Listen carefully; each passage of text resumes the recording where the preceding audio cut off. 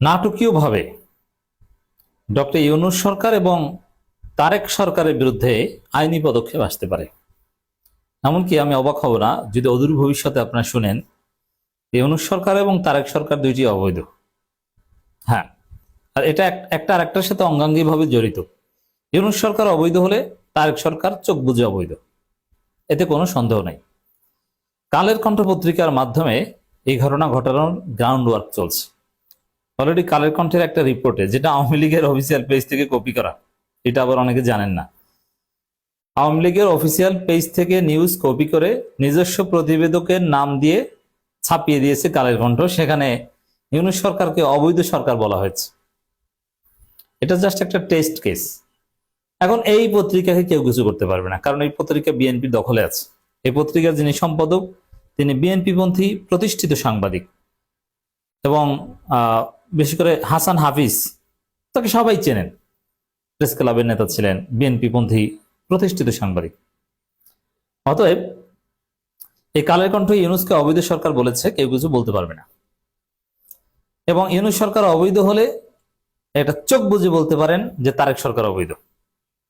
অতএব অদূর ভবিষ্যতে এটা আদালতে গড়াতে পারে, বলা যায় না। আর বিএনপি সরকার তো টিকতে পারবে না, এরা তো একটা ধৈর্য সরকার। এমনকি কিভাবে বিএনপির পতন হবে এটাও বিএনপি আজ করতে পারবে না। তারেক রহমানের চারপাশে যারা আছে, যেগুলো স্টুপিড মূর্খ, এরা তো বলতেই পারবে না যে কিছুদিন পর দুর্ভিক্ষ হচ্ছে। এই জ্ঞানই তো তাদের নাই। বাংলাদেশ ব্যাংকের গভর্নর বানিয়েছে এক ব্যর্থ ব্যবসায়ীকে, সে কি প্রেডিকশন দেবে আর কিভাবে তারেক রহমানকে সতর্ক করবে? এর মানে ইউনূস সরকার অবৈধ হয়ে যেতে পারে। এই কালের কণ্ঠ ন্যারেটিভ এক পর্যায়ে আদালতে এস্টাবলিশ হতে পারে। যেভাবে জুলাই সনদকে অবৈধ বলা হচ্ছে, তাতে এটা অনিবার্য হবে। এর আলটিমেট আমি অনেক পর বা একদম অনেক দূরে চোখ রেখে বলছি। এখন এই বিষয়টা যদি আপনাকে বুঝতে হয়, তার আগে কিছু অতি সূক্ষ্ম বিষয় বুঝতে হয়। বিশেষ করে আমার দর্শকদের একটা অংশ যেহেতু জামাত শিবির, তাদের জন্য আলোচনাটা খুব ইম্পর্টেন্ট। ভাইরা, আপনারা জামাতের ভাইরা, শিবির ভাইরা, আপনারা রাজনীতির যে দৃশ্যটা দেখেন খালি চোখে, এটা রাজনীতির একটা ছোট পার্ট, কিন্তু রাজনীতির আসল খেলা খালি চোখে দেখা যায় না। আপনারা ডিপ স্টেটের খেলাটা ইদানিং যা শুনছেন, আগে তো আপনারা জানতেনই না। এবং তার চাইতে বড় খেলা যে টাকা, এটা কি জানেন? আমি রাজনীতির একজন ক্লোজ অবজারভার হিসেবে জানি যে টাকার উপরে রাজনীতিতে কোনো সত্য নেই। টাকা আর টাকা। আপনি রাজনীতির নাকে বড়শি দিয়ে আপনি ঘুরাতে পারবেন। আপনি চিন্তা করতে পারবেন না যে টাকার মাধ্যমে কি হয়। শুধু বাংলাদেশ না, পৃথিবীতে এটা চলে। মধ্যপ্রাচ্যে রাজতন্ত্র, সেখানে রাজা রাজ পরিবার যা বলবে এটাই, সেখানে গণতন্ত্র, পার্লামেন্ট এগুলো কিছু নেই। কিন্তু সেখানেও যাদের টাকা আছে, বিশেষ করে তেল কোম্পানির মালিক, তাদের কাছে ধারণা দিয়ে চলতে হয় মধ্যপ্রাচ্যের রাজাদের, সৌদি আরব, আরব আমিরাতের রাজাদের। তাহলে আপনি চিন্তা করেন যে ব্যবসায়ী, টাকা, এটা যে কত বড় খেলা রাজনীতির। রাজনীতির সবচেয়ে না বললো ওয়ান অফ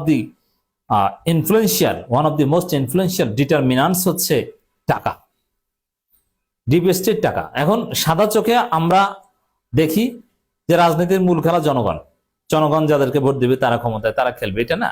না, জনগণ একটা পার্ট, কিন্তু এর চাইতেও বড় খেলা টাকার ডিপ স্টেট। আর আন্তর্জাতিক সম্পর্কের যে খেলা, ওটাও টাকার সাথে, ডিপ স্টেটের সাথে রিলেটেড। আন্তর্জাতিক গোষ্ঠী যে খেলে, যেমন বাংলাদেশের রাজনীতিতে ভারতের প্রভাব, আমেরিকার প্রভাব, তারা কিভাবে প্রভাব রাখে? তারা ডিপ স্টেটের মাধ্যমে প্রভাব রাখে, তারা টাকার মাধ্যমে প্রভাব রাখে। তো দর্শক, এবার আসেন আসল কথায়। টাকা যারা আছে তারা কি পারে? এসালমকে দেখে একটু শেখেন। এখানে এসালম ইসলামী ব্যাংক থেকে শুরু করে বাংলাদেশে গুরুত্বপূর্ণ সব ব্যাংক দখল করেছিল, যা ইচ্ছা তা করেছিল, বাংলাদেশের অর্থনীতিকে ফোকলা করে দিয়েছিল। এই এসালমের যাত্রা শুরু হয়েছে কিন্তু জামাতপন্থী হিসেবে। ইসলামী ব্যাংক থেকে জামাতের শুভাকাঙ্ক্ষী সেজে এসালম লোন নিয়ে চট্টগ্রামে ছোটখাটো কিছু ব্যবসা বাণিজ্য করত। সে এসালম আস্তে আস্তে আস্তে আস্তে দুর্নীতি শুরু করেছে এবং বাংলাদেশের সর্ববৃহৎ ব্যবসায়ী হয়ে উঠছে, এবং এক পর্যায়ে মিডিয়াগুলো নিয়ন্ত্রণ করেছে। আওয়ামী লীগ সরকারের মন্ত্রী, এমপি কোথায় কি নমিনেশন পাবে এগুলো ঠিক করে দিত। পুরো ব্যাংক ব্যবস্থা এসালমের দখলে ছিল। ঠিক আছে, আওয়ামী লীগের পতন হয়েছে, এখন এসালমের সংসার ভেঙে গিয়েছে, খুব খারাপ অবস্থা, কিন্তু এসালমের কাউকে কিছু করতে পারেনি। এসালম নিরাপদে আছে, সে বাংলাদেশের নাগরিক না, সে ইউনূস সরকারের বিরুদ্ধে মামলা করে। আর এদিকে সাথে সাথে বিএনপির উপর ভর করেছে, সালাউদ্দিনকে ম্যানেজ করে ফেলেছে। এস আলমের বাংলাদেশের কেশিয়ার আওয়ামী লীগ পালানোর সাথে সাথে সালাউদ্দিনের ছেলে এটা দেখভাল করতেন। এস আলমের গাড়িতে চলেন সালাউদ্দিন, এস আলমের গাড়িতে আমিরে জামাতকেও, এস আলমের অ্যাফিলিয়েটেড নাবিল গ্রুপের গাড়িতে আমিরে জামাতকেও ঘোরানো হয়েছে। আমিরে জামাত জানতেই পারেননি। বুঝতে পারছেন খেলা কোন জায়গায়? টাকা থাকলে কি হয়, অনেক কিছুই করা যায়। তো দর্শক, এভাবে এরপরে দেখেন অন্যান্য যে এস আলম ধীরে ধীরে এই আমরা অনেক কিছু বলছি এস আলমের বিরুদ্ধে, নানানজন নানান কথা, কিন্তু তাতে কি হয়েছে? এস আলম বিএনপিকে এমন ভাবে আত্মীকরণ করেছে, বিএনপির সালাউদ্দিন, অনেকে বলে যে ডিফ্যাক্টো প্রাইম মিনিস্টার, তারেক রহমানের চাইতে নাকি পাওয়ার বেশি, হোয়াট এভার। সালাউদ্দিন নিজে এস আলম, আরো বিএনপির সিনিয়র নেতা সবাই এস আলমকে দেখভালের দায়িত্ব নিয়েছে। এবং একটা পর্যায়ে দেখেন বাংলাদেশ ব্যাংকের গভর্নর এস আলম নিয়োগ দিয়ে দিয়েছে। এস আলমের লোক বাংলাদেশ ব্যাংকের গভর্নর। এর মানে হাসিনার আমলে যা পারে নাই, বিএনপির আমলে শুরুতেই তা পেরেছে। এখন এস আলম, বসুন্ধরা গ্রুপ, যাদের টাকা আছে, তারা হাসিনার আমলেও হাসিনাকে ব্যবহার করে কিং, এখনো কিং। তারেক রহমানকে ব্যবহার করে, বিএনপিকে ব্যবহার করে। এই দেখেন এই যে বালের কণ্ঠ পত্রিকা, এরা একদম পিওর আওয়ামী দালাল ছিল। তারা কি আকাম না করেছে বাংলাদেশে। কালের কণ্ঠের বিএনপি বিরোধী কিছু রিপোর্টের শিরোনাম শোনাই আপনাদের।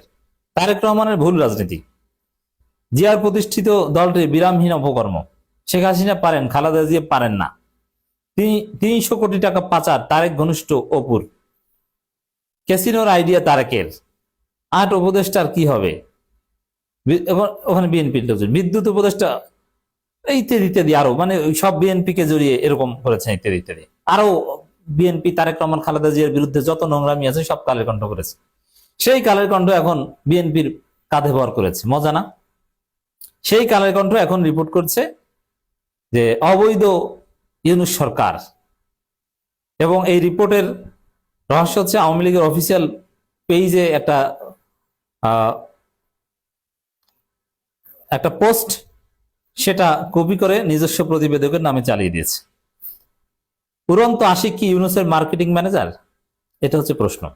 এই খবরের দ্বিতীয় অংশে বাংলাদেশ প্রতিদিন দেখেছে 18 মাসে আগে যখন ডক্টর ইউনূসের অবৈধ সরকার বিদেশ থেকে আশিক চৌধুরীকে ডেকে এনে বিডার চেয়ারম্যান ইত্যাদি ইত্যাদি কালের কণ্ঠ প্রচার করছে। মানে বসুন্ধরা গ্রুপের মিডিয়াগুলো এগুলো ফলাও করে প্রচার করছে অবৈধ ইউনূস সরকার। এটা একটা ন্যারেটিভ। টাকার মাধ্যমে কি করা যায়? অতএব ইউনূস আমলে একটু চাপে ছিল, এখন ইউনূসকে শিক্ষা দিবে। ইউনূসকে শিক্ষা দিয়ে তারপরে তারেককে শিক্ষা দিবে। তার রাজত্ব থাকবে Kaler Kantho, Bashundhara group, S Alam group, Bharat, এদের। হাসিনা যাবে, তারেক আসবে, তারেক যাবে, কিন্তু ভারত, এস আলম, বসুন্ধরা গ্রুপ এরা বহাল তবিয়তে আছে এবং থাকবে। এর সমাধানে আরেকটা পরিপূর্ণ বিপ্লব করা, যেহেতু 5 আগস্টের বিপ্লব ব্যর্থ হয়েছে।